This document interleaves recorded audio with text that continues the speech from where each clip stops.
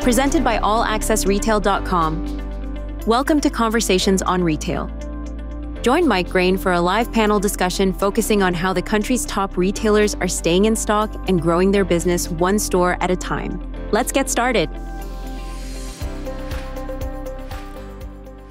Hey, good morning, good afternoon, and good evening, wherever you happen to be. Welcome to another session of Conversations on Retail, specifically focusing on on-shelf availability. My name is Mike Graen, and I'll be your host and moderator for today. We got a really interesting discussion today. It's all of the best in terms of on-shelf availability, and some of the solution tools are out there to help you drive and make sure you've got product available for your customers. So I'm going to go ahead and start by just allowing our guests to go ahead and introduce themselves, and I'm going to do it in the order that they're actually going to be sharing for a few minutes. There's going to be kind of a two-part process here, actually three-part. Number one, I'll provide just a little bit of an overview about the opportunities that are available on shelf to get products on shelf. Then secondly, we'll have each one of these guests talk a little bit about a solution that they provide to the retail community to help to close that gap of on-shelf availability issues. And then we're going to have an open kind of discussion forum about the pros and the cons and what tool is the best tool, et cetera. But we'll get into more of that later. Let me go ahead and just do it in the order that they're going to be actually presenting. And we'll start with Jorge from Bops. You want to unmute yourself and introduce yourself? Just introduce yourself. Don't tell us about Bops yet. That'll come later. Just introduce yourself to the audience. Thank you, Mike. I appreciate it. Excited to be here. My name is Jorge Rizquez, co-founder and CEO of Bops. Perfect. Thank you very much. Farthest distance award, I believe. Pinar, why don't you go ahead and unmute and introduce yourself and tell us where you are, where you're located. Thanks, Mike. Well, at the moment, I'm based in Istanbul, so I'm connected from Istanbul. So thank you. Great to be here. I'm Pinar Kaprali. I lead product and engineering at Pensa Systems. Fantastic. Thank you for joining us. What time is it in Istanbul right now? It's 5 p.m. So it's not bad. Very decent. But we are cutting into your weekend. Let's just be clear. It's 5 o'clock somewhere, right? All right. Jamie Woods from Badger. You want to go ahead and introduce yourself? Sure. I'm Jamie Woods with Badger Technologies, and I lead our operations and service support team. Got it. And we'll get to find out a little bit more what Badger is. That's not the animal that goes and builds dams in the river, right? That's a different Badger, right? Just to be clear. Okay, cool. And we've got a bunch of panelists that are animals. So speaking of animals, Eric Garland with Zebra Technologies. Why don't you go ahead and introduce yourself? Thank you for that introduction, Mike. Yeah, so Eric Garland, I'm the sales lead for Zebra Technologies, locationing solutions in the retail and hospitality and other verticals within Zebra. Awesome. Perfect. All right. Well, a couple things just to set the stage here for why do we have different companies that are in different solutions? And I'm going to give this credit. What this is actually being presented by both the Conversations on Retail platform, as you heard us talk about before, and also the University of Arkansas, which is, by the way, for the third time in a row, happens to have the #1 undergraduate supply chain program in the United States. So congratulations to them. This particular podcast will be presented at both on Conversations on Retail as well as for the University of Arkansas platform. So just a few setup slides. And for those of you who have followed me for the last couple of years, you can probably state these particular slides from yourself. But before we go into the solutions, why is it even a problem? And this happens to be Doug McMillon, who's the CEO of Walmart, and Sam Walton, who has obviously founded Walmart, have a very similar saying, which is there's not a lot of loyalty out there. It's really simple. If you're not meeting the wants and needs of the customer, you're done. There's not a lot of loyalty there. And when you think about it, today more than ever, if you want that specific item that you're looking for, you basically have a buying device in your hand. You're not loyal to Walmart or Best Buy or Target or anybody else. You're Amazon, you're going to go find it wherever it happens to be. So the loyalty is not necessarily with the retailer. The loyalty was with the brand connecting to the consumer. And on-shelf availability is one of those key things. If it's not there, 9 times out of 10, you're going to see people on their phone in the store using the customer Wi-Fi to order from a competitor, which is just kind of a little bit of a slap in the face. But that does, in fact, happen. The chart on the right, I love because This was, I don't think it still is, but this was actually the screensaver for Doug's phone. He literally showed the progress of the retailers, the top 10 retailers across time. And as you see, people like Sears and Kmart, et cetera, were at the top of the list in the 50s and 60s. And for all practical purposes, they're not around anymore. That's because they didn't innovate and keep up with the customer demand. And obviously, retail is a really tough business. So this is an IHL study.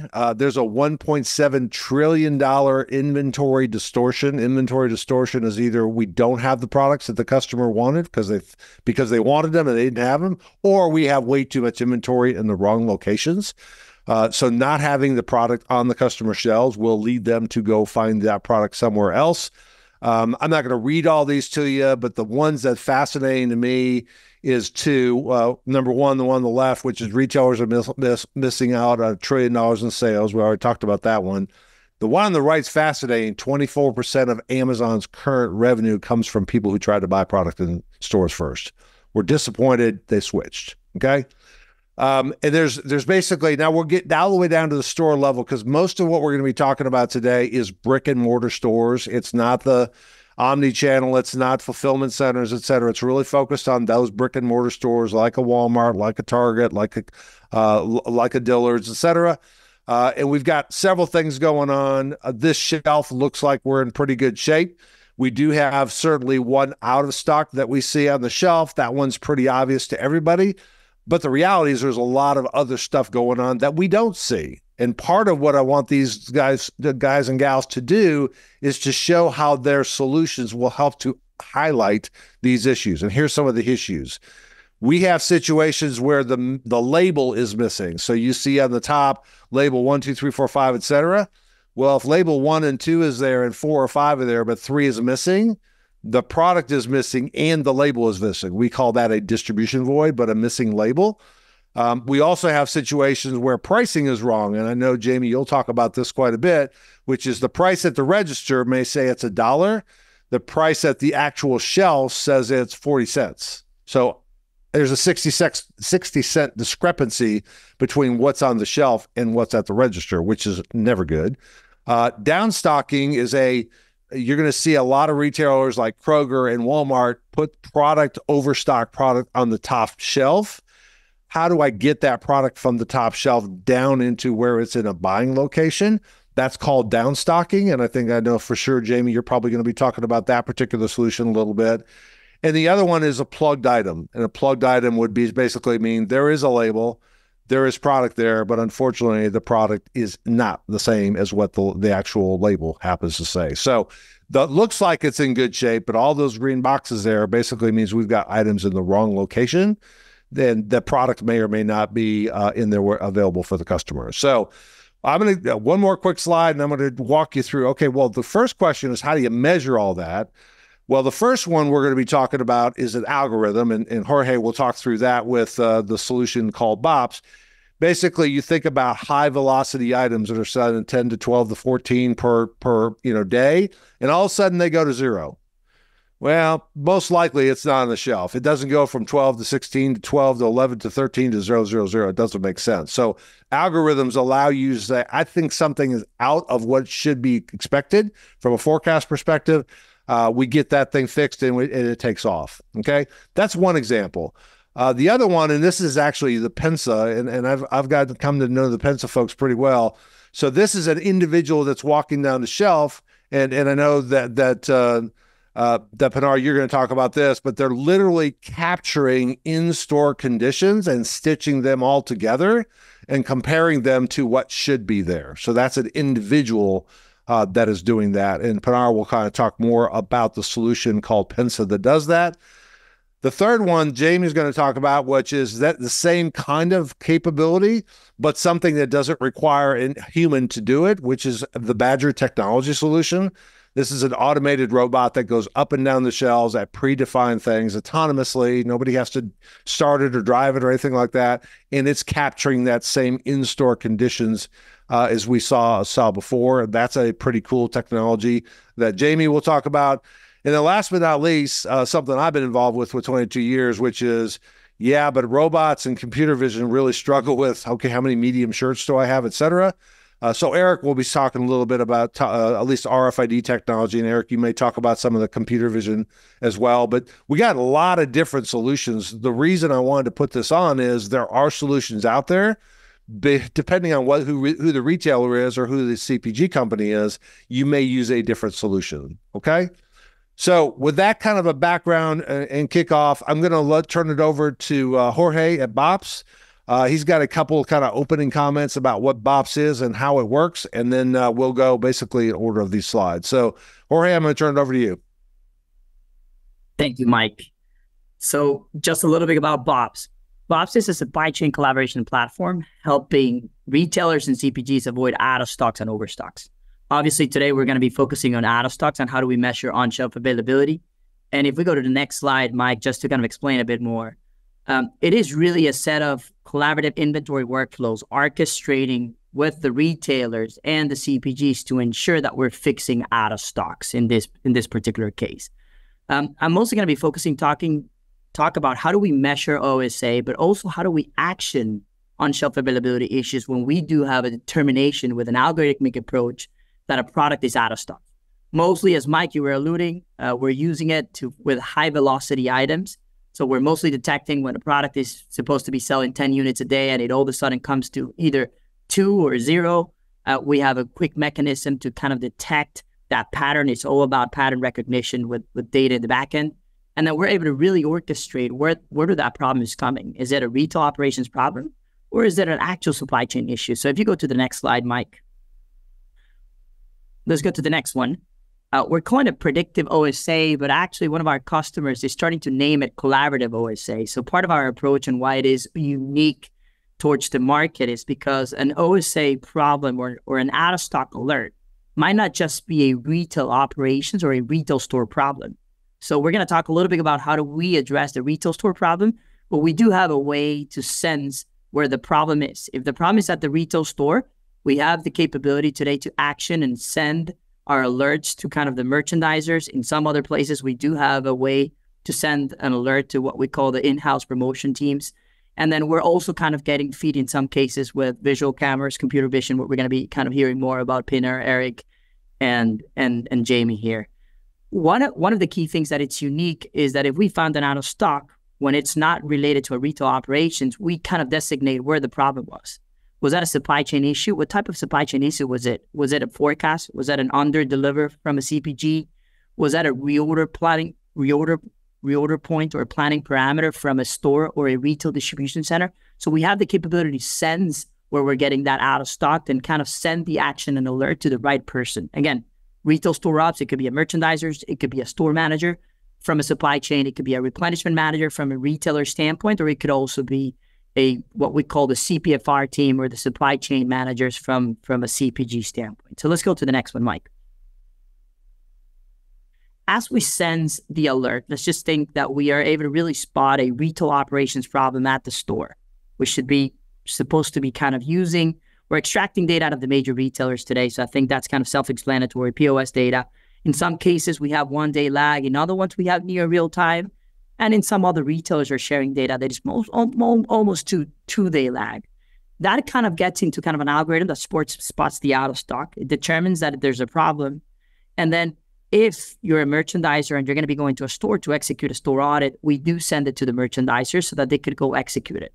One of the key aspect of this is how do we go into point 4, which is the closed loop feedback mechanism, where we're getting the actual root cause of a problem at a store. Could it be a phantom inventory? Could it be a plug item? Could it be a distribution void?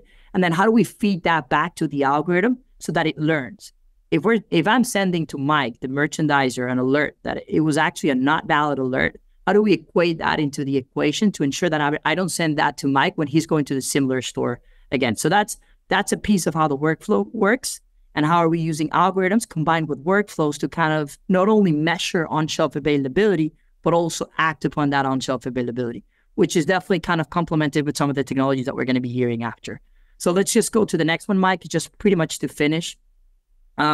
This is really how it works, and I think you explained it very well. There's multiple ways of actually sensing this algorithm. One of the key things here is that we utilize a lot of what we call categories and attributes. Everything goes all the way down to a store item level. So it could be a specific type of store in a specific type of region for a specific type of consumers for a specific category. So we do have algorithms that are learning from different data from different retailers that are going to be able to tell you, again, for a particular cheese or particular batteries, 4 or 5 days since last sales might be just helpful for us to kind of create an alert. But if we're just going to be selling washing machines, right, 4 days since last sales is not going to be helpful. So we do have a capability to kind of determine those algorithms that are going to be kind of sending the alerts per product category and per store category. So I think I just wanted to give you a very brief, very fast velocity explanation of how it's working and how are we making this measurement and actionability help companies, in this case, increase sales at the store. So thank you, Mike, and feel free to kind of move in. Yeah, great job, Ori. I appreciate it. And you're going to hear a common theme here, which is in a big box retailer like a Walmart, they probably have 150 or so thousand SKUs that they would carry. That's a lot of SKUs. They don't have 150,000 people working in the store. So somehow I have to know all the time, is the product available for the customer or not? That's a lot of data collection. That's a lot of, taking pictures. That's a lot of other work that they have to do, scanning every individual SKU, et cetera. So think about all of these. None of these solutions that I'm aware of are going to put product back on the shelf. We don't have robots that are going to go put a product on the shelf. Jamie, maybe we will one day. But right now, all we're doing is collecting what do we have and where's it located, and giving that alert to the associates so they can actually take action. Pinar, let's go ahead and go through the Pensa solution. I came across this probably about a year ago and was fascinated with how you potentially could use a device to collect this data and stitch it all together and compare it to what you're expecting.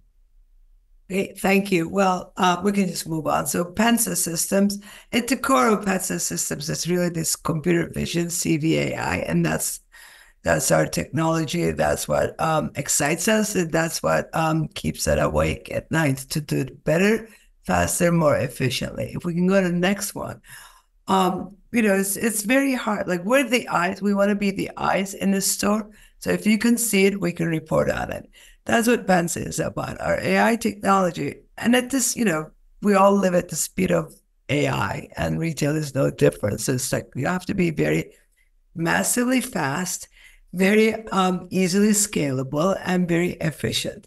That's what our computer vision AI does. And we enable this AI strategy with retail at the store level, at the shelf level, by digitizing all aspects of the inventory, its availability, its locations, and it's very, very hard to be very accurate. Like, the hundreds and thousands of products, and you have to get it down to this UPC level of accuracy to be able to make it, more efficient and really easier for all the teams that are working through this. And that's what we've been doing. It's like, it's over 150 person months of development. I should be the one saying person, but also it's it's the 4th generation of the CVAI model, just to make this all happen, not just for the tasks in the store, but also signals into upstream so that all teams can do their jobs better, plan better, and more efficiently. So if we can go to the next one, they are super fast walk down the aisle, and that's another version of it. That one is actually quite hard. The coolers with the frozen screens and stuff, but that's just walking down leisurely. Anybody within any device. We have hundreds of thousands of people doing things in the stores, and the middle one is sort of like, you can see, it's kind of what we call the dancing bonding box videos. It's a little bit of the eye candy, but in minutes is uploaded and the whole shelf is digitized. And then you get the actions or the alerts that can be more towards the immediate actions like stockouts or voids, or it can be the upstream ones like non-compliance. Is this a supply chain issue? Is this an holding power issue? So it's really bringing it all together holistically as the full shelf context. And if we can go to the next one, just a little bit of my passion is, it's really like, it's a stack. It's like you start with Vision AI and you go all the way from perception AI to cognition. At the very bottom, it's foundational. Because it's at the bottom, it doesn't mean it's easy. It's the hardest stuff to recognize every single product. And that's, but on top of it, then you get like the next layer is really depending on what you want to do, the alerts. It's like, here are the items I've seen. And then on top of it, we're actually putting in the context, which I call the smarts. And, more technical people want to call it like the symbolic, neurosymbolic AI, but like really the semantic models to make it into the shelf context where you can actually really get the deeper use cases. And it goes all the way up to tasks and alerts with, the layers stacking up. And that's our passion. And that's what we're about to give so that, all retail folks can be more efficient and less time on tedious tasks and automating and prioritizing them for them. Awesome. Thank you very much. Very well said. So just a real quick follow-up question. Who is the typical user of that? Is that the store associate? Is that a broker kind of person? Is that the CPG company? Who's typically... Well, it's anybody who either, like for the real stream, it's really the merchandisers or the store people. On the upstream, it can be the category managers and the field teams planning. Got it. Perfect. Thank you.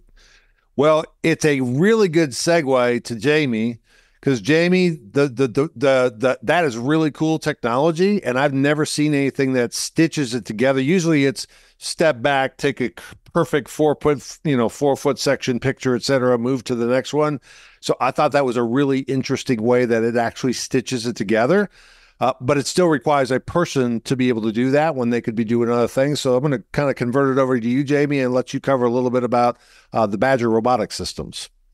Sure. So thank you. We'll start a little bit off. You can go to the next slide. About Badger Technologies and what we do. We're really a global automation solutions company that uses computer vision and AI and machine learning to take that and collect data and then turn that data into insights for retailers so that they can be more efficient in managing the product on shelves.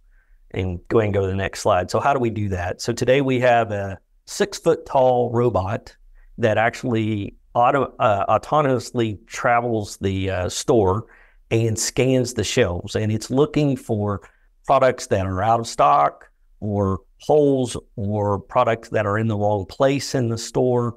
I think you may call that plugs.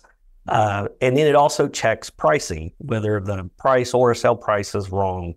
And then we report that back.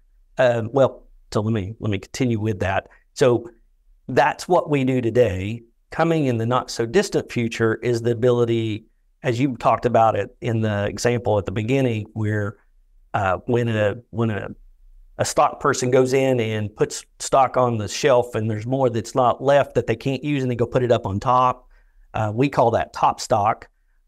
We actually will be able to read that and let the store know, hey, it's out of stock on your shelf, but you have product above that you can go pull down. You just need to go get that and pull that down and put that in onto the shelf so that customers can get to it.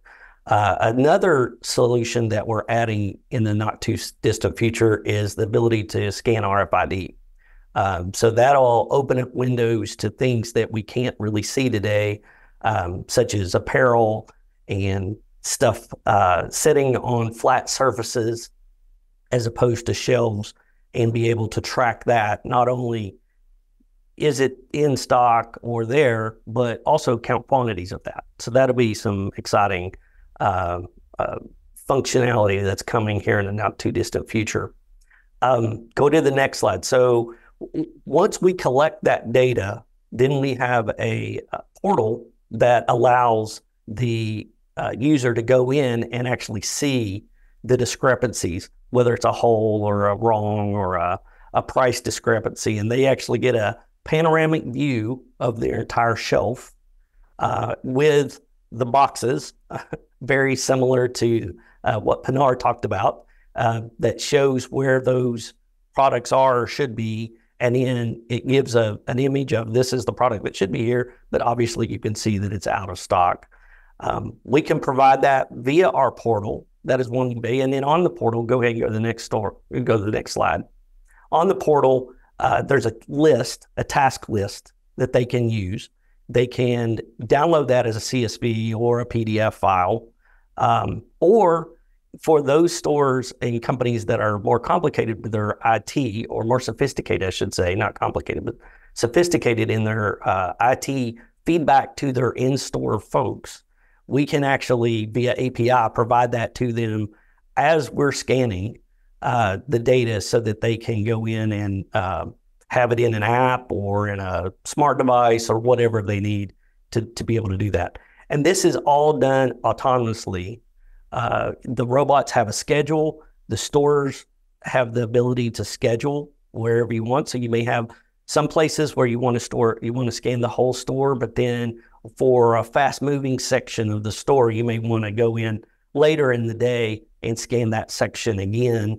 And you can scan as much, as little, and on the timing whenever you want to. And we have some stores that scan 3 times a day, some that scan once, but it's all flexible enough that a robot can do that, and it's all autonomous. It just sort of runs.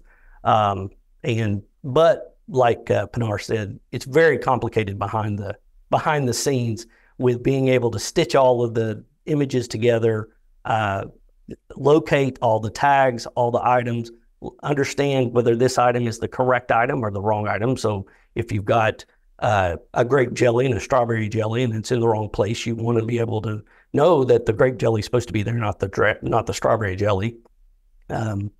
But then we do have another piece of functionality that we also do in the stores, and that's with inspecting the floors.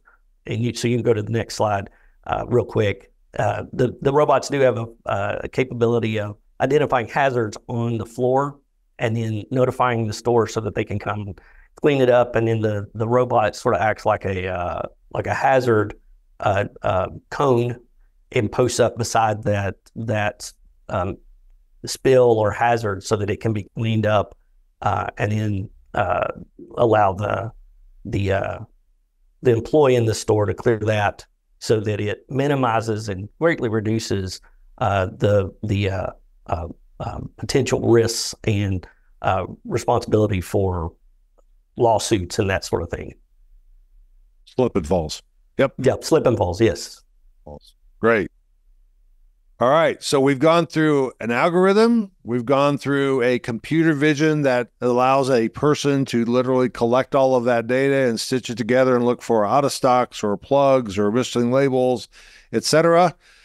We've seen an automated robot that will actually do that same work and collect data, not only computer vision, but also RFID tags and spill risk mitigation for spills, etc. Here's the one thing, and not to pick on any of those because they're all credible solutions, but none of them can count and tell you how many that you have, especially in really, really complicated categories, Eric, like apparel and electronics and things like that. So the last one I want to talk about, have Eric speak a little bit about, is the radio frequency identification, which I'm obviously passionate about. I've been working on for well over 25 years now. Eric, you want to talk to us a little bit about the Zebra solutions for RFID specifically? Sure. Thanks, Micah. So RFID, I remember first hearing about RFID back in the 80s when, we were talking about, this is the next great thing that's going to, revolutionize the industry. And, it has to a certain degree, but I would say it's just matured since then to where it is now and just grown exponentially. I would say within the last 5 years, we just seen it really just take off and just go like gangbusters. And, so getting back to Zebra Technologies, I could have put a deck in here that I could have taken the rest of the time, going through all the different mobile devices, tablets, printers, and things like that Zebra provides. But I wanted to focus specifically on, the RFID and locationing portion of our portfolio. And so Zebra is probably the broadest offering of RFID inlays, labels, printers, readers, portals, specialty devices used to read RFID, as well as handhelds. And then we do, I'm not going to speak to it today too much, but, with our active technologies as well, those are being used in niche markets and niche use cases where you need to have that active technology locating, whether it's a football or whether it's a trailer or a car or things like that.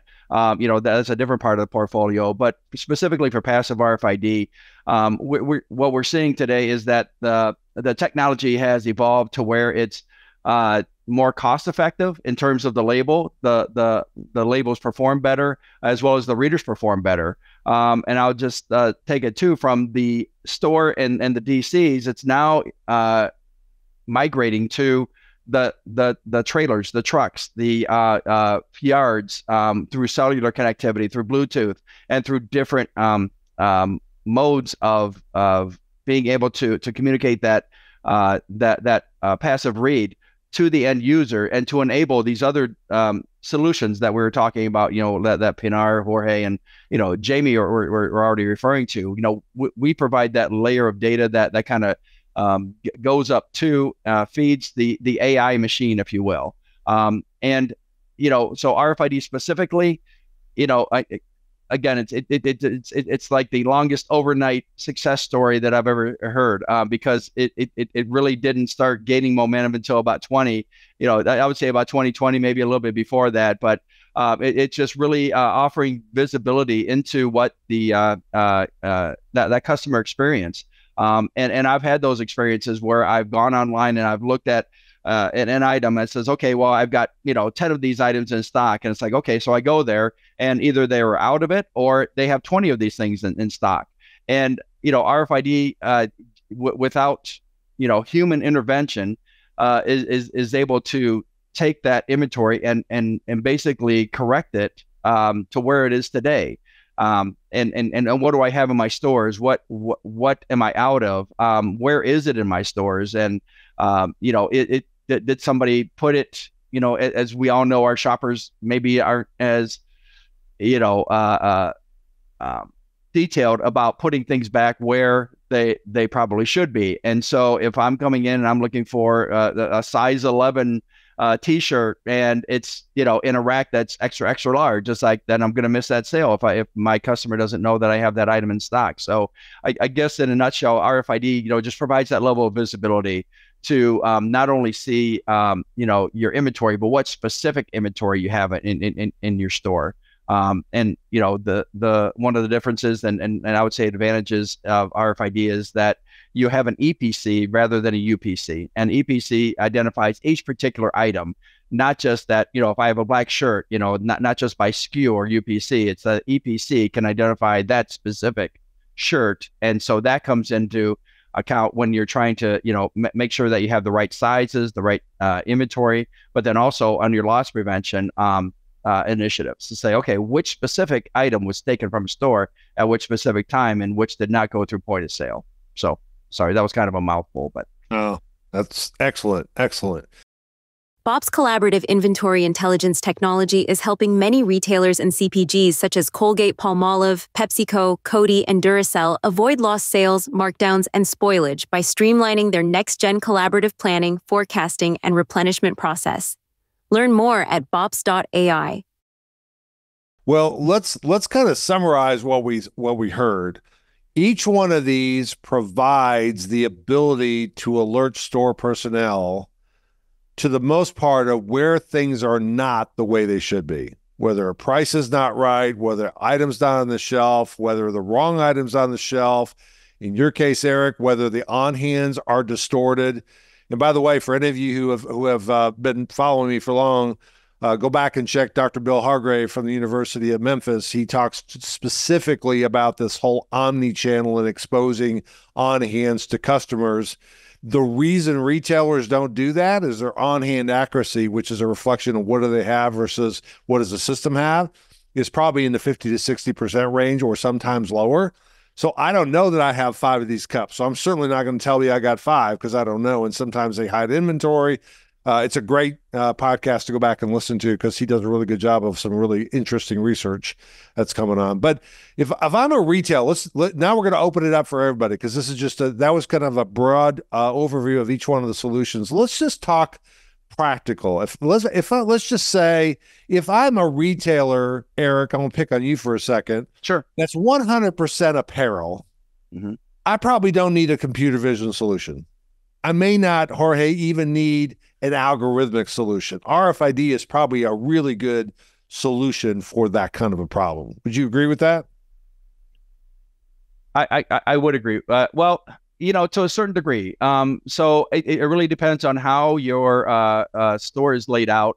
So there are some more, I guess, boutique shops that these other solutions may like a vision system may be very appropriate for. RFID though is going to give you that level of accuracy and is going to provide that inventory, whether it's on a spinner rack, whether it's on a shelf, whether it's on a display, whether it's in the back of store, whether it's in the front of store, hidden between other items. And so that's why I say I wouldn't disclude a solution. I would just say that probably if you're going to prioritize one, I would say probably RFID first, just to give you that visibility, and then maybe another solution to give you that next level of visibility in terms of is it placed in the right place, and is that item sellable on a shelf, that type of thing. Perfect. So here's a broad question for all of you, and I'm going to start to ask some of the questions that are in the chats. Well, I think they're asking some really good questions as well. Mm-hmm. But if I'm a mass merchant, call it a Walmart, call it a Target, call it a Tesco, Meyer, Fred Meyer, whatever, where I've got food, I've got consumables like laundry detergent and paper towels, et cetera, and I've got general merchandise, which includes things like electronics and apparel, et cetera. This may seem really helpful, but it also could be very overwhelming. I've got 4 different solutions to all of this. How do where do each one of your solutions kind of fit in the ecosystem of a kind of a big mass merchandiser? I'm just going to open it up for any of you that want to share. I mean, I can go from our point of view if to start the conversation, but of course, again, it's a little bit of a maybe a roadmap items too. It's like if a person can recognize it, if we can see it, we can recognize it. Mm-hmm. And we learn in situ, and it's an evolution. And right now we can cover most of a mass merchant, mass store. So it's just, some of them are better at it. It's harder to recognize broccoli versus cereal. It's also much harder to recognize yogurt versus cereal. So it's like, it's just like, it's a journey. And I think it's going to get better and better. And some of them, when we work with our customers, they're already like in the deli departments, there are already a lot of people that are doing things. So maybe you start rolling out the solutions on things that are that move the needle the most, the fastest, or you need it most. And I do believe that it's a fusion, right? I mean, that's why the cognition stack, you have layers that come in, and just like people, the more sensors, the more information you have, the better decisions you can make. So it will be not maybe one size fits all. Definitely not overwhelming with a ton of technologies that can't talk to each other, but it's an evolution that's going there in that, I think, way. Yep. Mike, and to piggyback with Pinar, the way I see it from an algorithmic approach, and I'll call it from a workflow approach, I think you got inputs, right? Zebra will make sure that you got inventory on hand accurate, right? But they will help us recognize when the problem actually happened. But I think it's how can we also use these inputs like computer vision for Zebra to prevent that problem from happening as well? How do you know that you're going to be having an item that is going to be becoming an out of stock before it actually becomes an out of stock? So I think I also see that as a holistic approach where you got to use the different inputs where you make the data better, but then you start to orchestrate if it's a problem at a retail operations, how do you predict it to ensure that the product is in the shelf? But if the product's actually more upstream supply chain, how do you send the signals quicker to either adjust a forecast, a reorder point, or push inventory from a CPG perspective. So those are some of the key things of what we see them. I think all these inputs need to come together for a solution that really fixes the out of stock problem. Got it. Yep. Got it. And I'll just add real quick.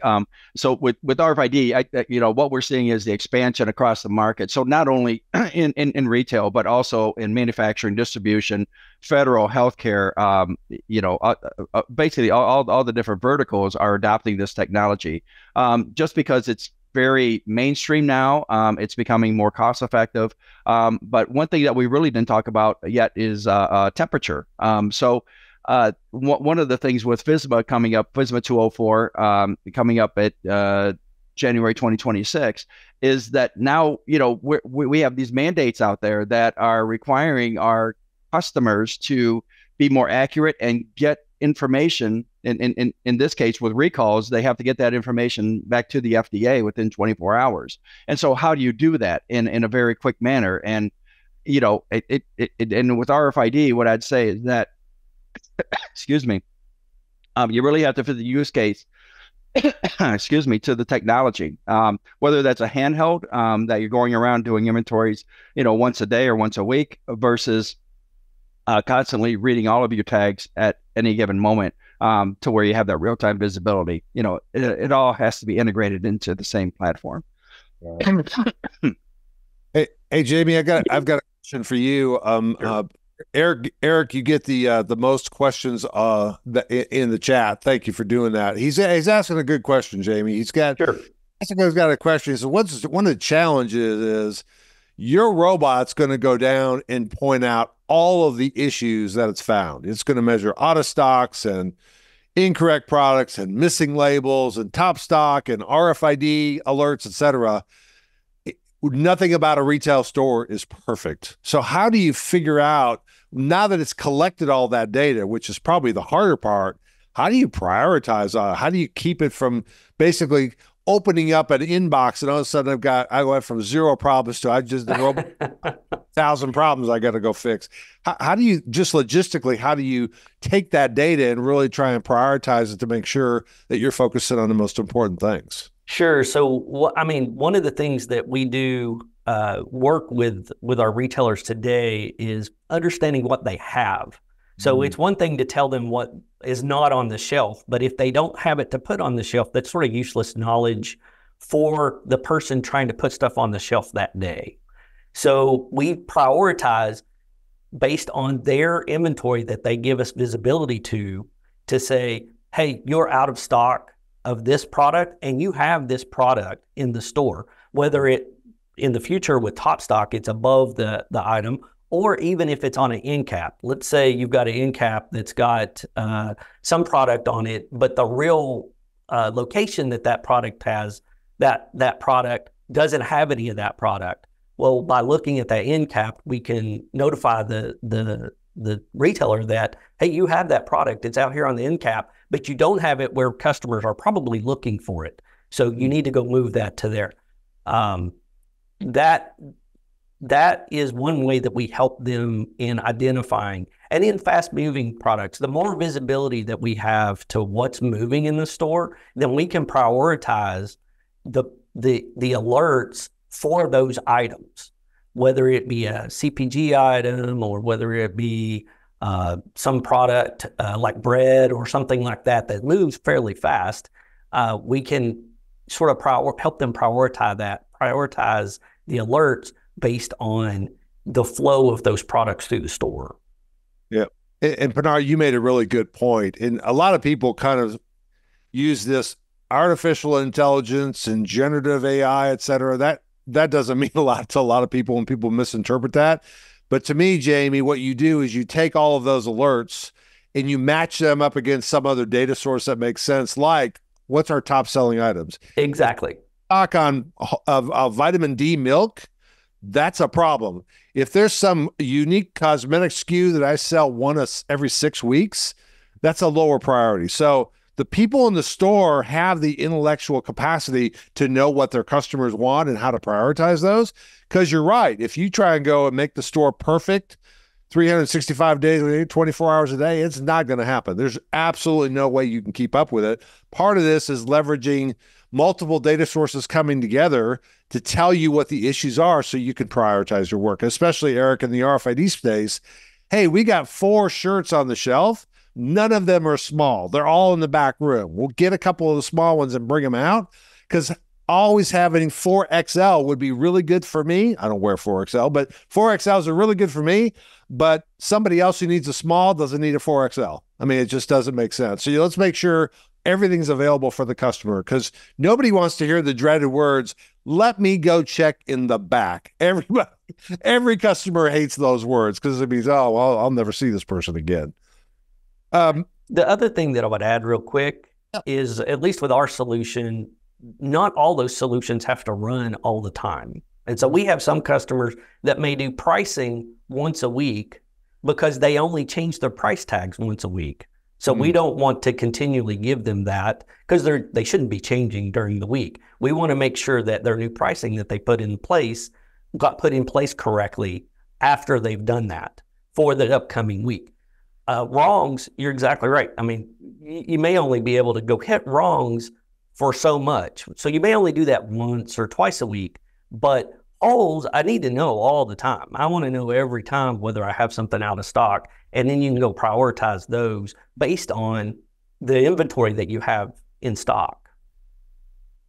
So I'm going to switch to another question, and I think it's a really good one. Can really ask this question. 2-part question. Number one, have these solutions been shared with retailers? I can answer that one. Yeah, they've all of these these kind of solutions have been, and many more have been shared with retailers. The second one I think is a really good one. I'd love to have you guys comment. Are you seeing retailers, and I'm going to expand that to CPG and merchandisers, because they're all working to drive product on the shelf. Are you seeing more of these folks who are responsible for getting product on the shelf focusing on improving their OSA more than years past? Do you see a trend towards trying to get better, or is it still kind of just running the same play over and over again?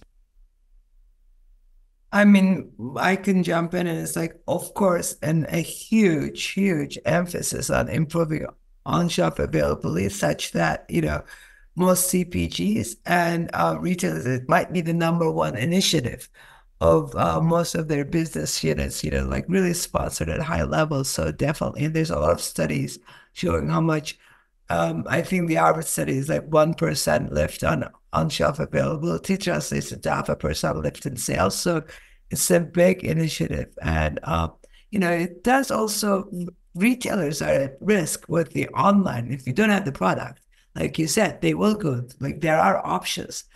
People still want to go to the store, still touch it, but so it's a big assortment and product availability for retailers. The big emphasis, and CPGs. Yeah, I agree. I would even add that we see a lot more interest in trying to get technology to help them with that, whether it's a robot or a camera or some kind of AI process. They realize, face it, the labor market right now, it's hard to get people to work those jobs. And when they do that, they're not always super accurate as a device like we're talking about. And so retailers understand that they need to have stuff on shelf, because they're losing sales because of it, back to your point early on. And so I do believe that there was more reaching out, looking at technologies. I mean, I see it and hear about it from our sales team, the amount of companies that wouldn't talk to us 3 or 4 years ago that now are actually talking to us going, hey, you know what, I do think we need some new technology that can help us fight this battle that we're going after with making sure we have product available for our customers when they come into our stores. Mm-hmm. Yep, yeah. I would agree with both Pinar and Jamie and other comments. You have the labor concerns of our customers. First of all, you're challenged with hiring people, but then the right people, that are going to carry that, to your point about, let me check in the back. It's like, okay, well, they can go back in the back room, but are they really going to sort through the boxes and really, try to get that, small pink T-shirt that, you've really been wanting? And if they don't know, or if you don't know that it's in the back room, then it's an easy, oh, well, yeah, sorry, we don't have it. And then, and then you have the competition of, Amazon and these other outlets that, I can go on my phone and say, okay, and I can get it tomorrow, so if I can wait a day or even later this afternoon, I can get it. So you have that competition, but then you also have the challenges of your sale or your in-store teams to make sure that they have that knowledge to be able to say, I know that we have this box back here. I'm not guessing about it. I know that we have this back here and I need to put it on the sales floor. And then also, the BOPUS and e-commerce models that our customers are trying to, meet the challenges of those. And so I think it's definitely more of a concern that we're hearing. Wiliot's visibility platform connects the digital and physical worlds using IoT pixels, battery-free smart tags that push data to the cloud in real time without human intervention. Their mission is to make every single thing an agent of change, enabling ambient IoT by adding intelligence and automation to food, apparel, packaging, pharmaceuticals, and other products. Learn more at wiliot.com. Eric has asked another really good question. I'm going to throw it out there because I think all four of you deal with this, and that is manufacturers, CPG companies that continually come up with new packaging, new product designs, buy one, get one free, whatever you want to do, transition, cross-references, call whatever you want. And Jorge, for you, possibly promotions.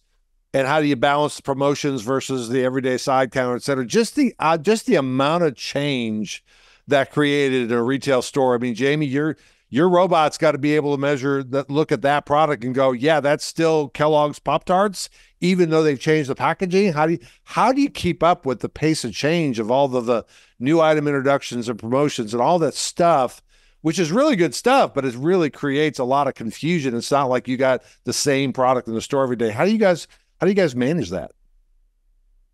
Go ahead.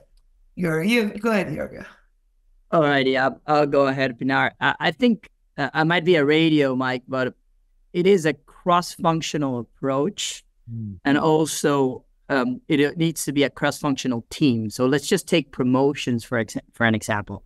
Yes, we need to be able to take into account for an algorithmic approach the promotions that we're going to be launching 60, 90 days from now to understand what's the demand that we're predicting for that particular store item to be able to determine if there's going to be an anomaly to detect as an out of stock. So that's one of them. But again, is also thinking of how the different teams, right? Category managers, retailers, store, or what we call store operations teams, merchandisers, CPGs. CPGs have their different category managers, sales, marketing, supply chain teams that all come together, which leads me a bit into the previous point, Mike, which I do agree there's a lot of appetite to try to attack the on-shelf availability problem, but there's a lack of measurement or a lack of standard to measure it, for retailers to benchmark against each other, CPGs to benchmark against each other as well, and act upon those. So I think there's a big opportunity for all of us here. How do we measure? What's the standard measures, and how do we act upon all these different scenarios? But I'll let you kind of come in, Pinar, please. Yeah, I mean, this is an, of course, different approach, but our approach at it is that we learn. It's a lifelong learning that's been the backbone of our technology. We learn in situ, and we learn super fast, and we learn. Once we learn someplace, we recognize everywhere. And then the smarts, the building of the shelf and what's supposed to be there, building the planogram from what we see as opposed to using a reference planogram. We can understand what's changing, and we can catch the new items, and then we can understand whether it's a new packaging, different new PC. So it's just that evolution of the learning of the system with the stack that's cognition around it. Mm. Yeah, I agree. I think it's ever-changing, and we're always working to learn new packaging and getting identifications of things. So it's a continual process of learning and the AI learning so that it can identify things. Our product, actually, it's interesting the way ours works. You have a planogram. This is where it should be. But we actually create a realogram that says, here's where it's at on your shelf. Then you can compare those two to decide to figure out where your discrepancies are. But we are constantly upgrading those rillograms as the robot's traversing the store and scanning shelves, so that it can continue with the accuracy of identifying products and creating alerts where needed. Got it. Okay. Well, Eric, you mentioned something a little bit ago, and it was a very important foundational element to the radio frequency identification, which is also now taken over and going to be a factor in the non-RFID portion.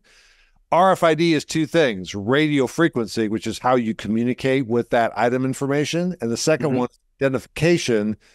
You're literally being able to uniquely identify every piece of merchandise in the entire supply chain. So traditionally, we've gone, I've got this UPC for this cup, and my on-hand quantity is 12. In the future, it's, no, I've got literally the UPC or the G1014 of this item and the unique serial number, so I can uniquely identify this cup, which is different than this particular cup it's here.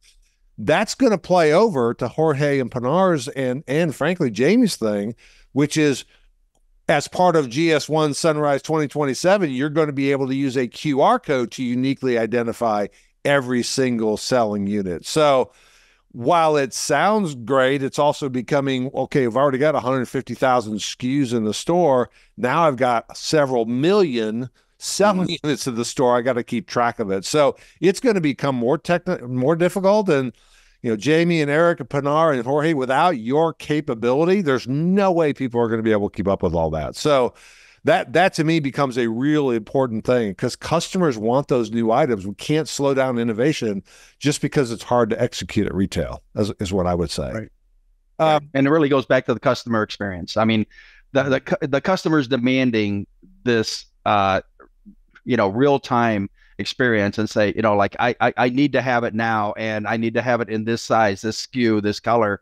And to our discussion earlier, that if they don't get it, there are outlets to where they can get it in a moment's notice. So like that, it just, we're constantly evolving, and the customer expectations are constantly getting higher and higher and higher. So this is all part of where we are now and what our future is collectively.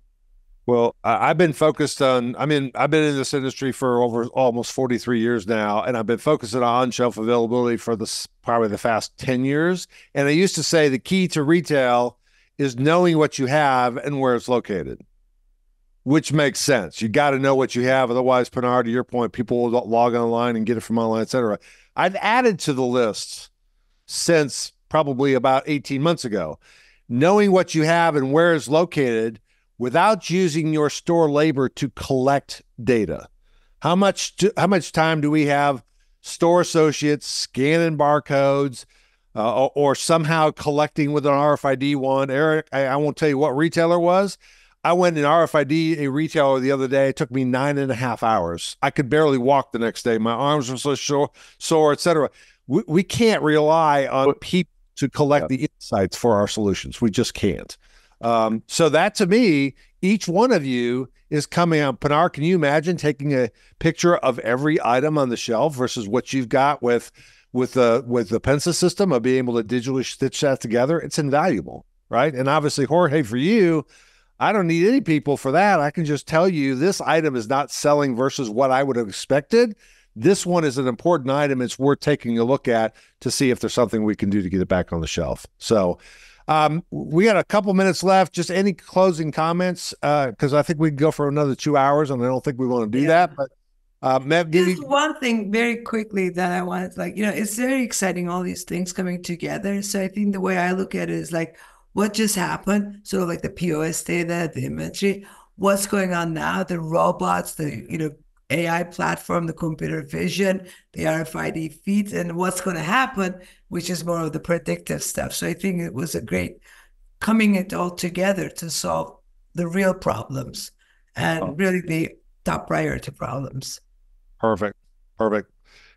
Any closing comments by any of you? I don't put you on the spot, but we got about another minute left. Just anything else that you want to make sure that we here's the way I usually ask it. Is there a question that I didn't ask that I should have? That's something on your mind that you really want to share with the audience as it relates to on-shelf availability? Well, I'll just say that I could have saved your arm a little if, we do have overhead solutions that you could get real-time visibility to all your inventory.